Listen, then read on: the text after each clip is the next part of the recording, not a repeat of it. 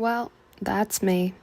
Sports have played a huge role in my life for as long as I can remember, and I tried to play and watch as many events as possible. Being surrounded by mostly boys meant that in order to play with them, playing like a girl was not going to fly, and I had to practice and toughen up quickly. However, as you can tell, princesses, dress up, and glam were never my strong suits, anyways. Ultimately, it was basketball that seemingly paved the way for my future and was the centerpiece to all of my plans. More importantly, family has always come first.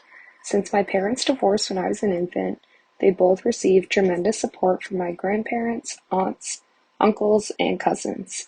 With both parents remarrying at a young age, my brother and I gained 2 bonus parents and 4 bonus siblings, in addition to our cousins who always felt more like siblings. Growing up, I quickly came to understand the impact of mental illness in families as well as in communities. When I was 9 years old, I lost a friend, a role model, and a cousin to suicide, and unfortunately, this would not be my only experience. My high school had one of the highest suicide rates across the state. This is where my passion for mental health began, and I felt that I owed it to my cousin, my family, and my community to always be an ear to listen and a voice for those who could no longer advocate for themselves. I had committed to playing college when I faced the news no athlete ever wants to hear. I tore my ACL, my meniscus in multiple places, and sprained my MCL. The physical pain of this injury was bearable, but mentally, I was struggling. Basketball was no longer just a recreational activity, it had become a large part of my identity. As the captain, it was my responsibility to continue to lead and motivate my team. But how am I supposed to do that if I'm not even on the court?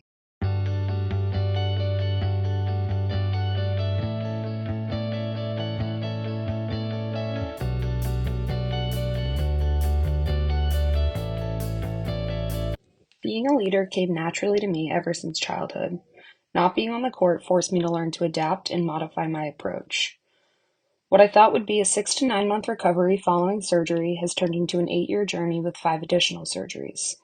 To make a very long story short, my physical and mental health battle led me to call my college coach and inform him that I would no longer be attending the university or playing on his team. My subsequent time in physical therapy led me to major in kinesiology at UMass Amherst, where I could use my passion for sport and physical health to guide my studies. However, I quickly realized that the mind and the body work in tandem every day, and there is a converse relationship between mental and physical health. While my injury was my primary diagnosis, my depression and my anxiety were the drivers of my disengagement in activities that were once meaningful to me. This overlap led me to double major in kinesiology and psychology. It was at this point that I discovered the field of occupational therapy. This healthcare profession encompassed everything I had unknowingly been searching for. OT utilizes a holistic, client-centered approach to promote health and well-being of all individuals through the use of engagement in occupations that are meaningful to the individual. And suddenly, it all clicked.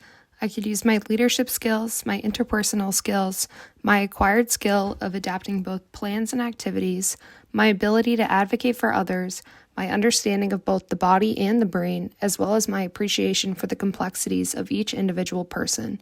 This profession was the perfect bridge of everything I had been subconsciously searching for. Graduation, but on Zoom? After all that? Absolutely not. I was devastated. Given we could not have a traditional graduation commencement during the height of the pandemic, I was again reminded of the beauty of changing the plan and adapting to events that were out of my control. Unknowingly, this would become a skill that would be pivotal to myself as a future clinician. My stepfather hosted our commencement ceremony in the backyard of my college house, awarding us with Google print-off diplomas with our closest friends and family in attendance. Reflecting on this experience, I am so thankful for the intimate graduation we had to conclude an amazing 4 years of both personal and professional growth. Next stop, OT school.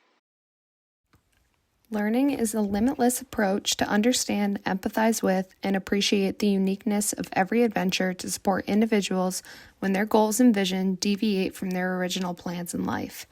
As a lifelong learner, my new plan entails using my voice to expand my knowledge base, educate others, and advocate for my clients as they manage changes in their occupational participation throughout the lifespan.